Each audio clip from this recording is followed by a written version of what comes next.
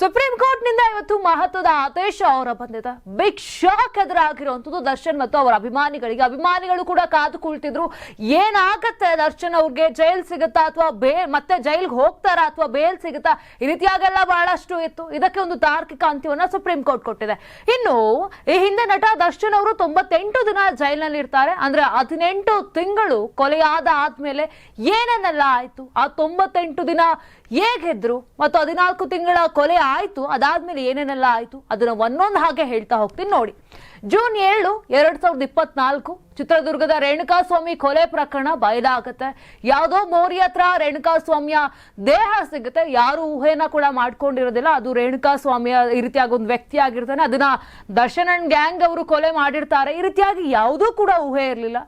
ಆ ಜೂನ್ 7ನೇ ತಾರೀಕು ಕಳೆದ ವರ್ಷ ಆ ಒಂದು ಕೊಲೆ ಪ್ರಕರಣ ಬಯಲಾಗುತ್ತೆ. ಅದಾದ ನಂತರ ಜೂನ್ 11, 2024 ದರ್ಶನ್ ಮತ್ತು ಪವಿತ್ರಾ ಗೌಡ ಬಂಧನ ಆಗತ್ತೆ. ಅವರಿಬ್ರನ್ನ ಜೈಲಿಗೆ ಅಡ್ತಾರೆ ಬಂಧನವನ್ನ ಮಾಡಿ. ಅದಾದ ನಂತರ ಆಗಸ್ಟ್ 29, 2025 ಅಂದ್ರೆ 1 ತಿಂಗಳು 2 ತಿಂಗಳು ಗ್ಯಾಪ್ ಆದ ನಂತರ ದರ್ಶನ್ ಅವರು ಏನು ಪರಪ್ಪನ ಅಗ್ರಹಾರದಲ್ಲಿದ್ರು ಅವರನ್ನ ಅಲ್ಲಿಂದ ಬಳ್ಳಾರಿ ಜೈಲಿಗೆ ಶಿಫ್ಟ್ ಮಾಡ್ತಾರೆ.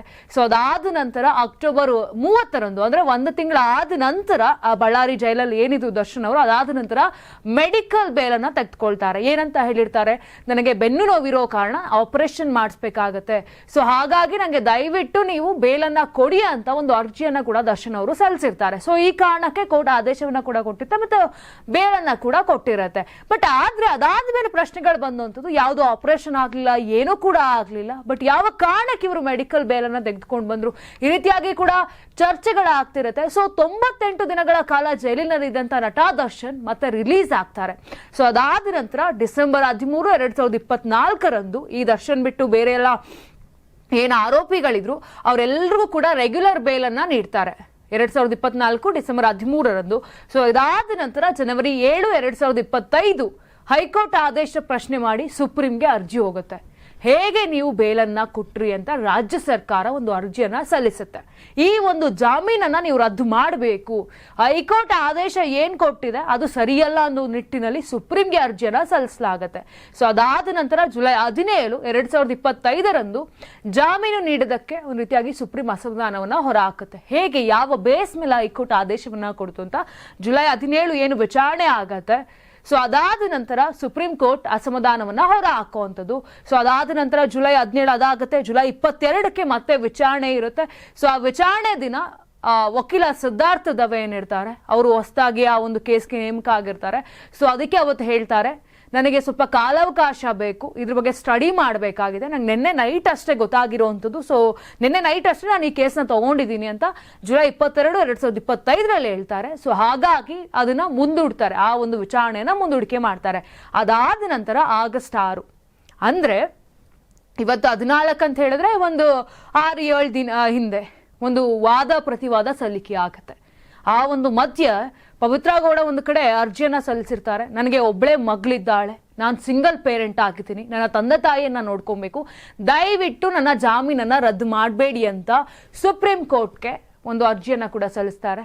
ಈ ಕಡೆ ದರ್ಶನ್ ಅವರು ಕೂಡ, ಅಂದ್ರೆ ದರ್ಶನ್ ಪರ ವಕೀಲರು ಏನಿರ್ತಾರೆ ಅವರು ಕೂಡ ಎಷ್ಟು ಪಾಯಿಂಟ್ಸ್ ಆಗ್ತಾರೆ.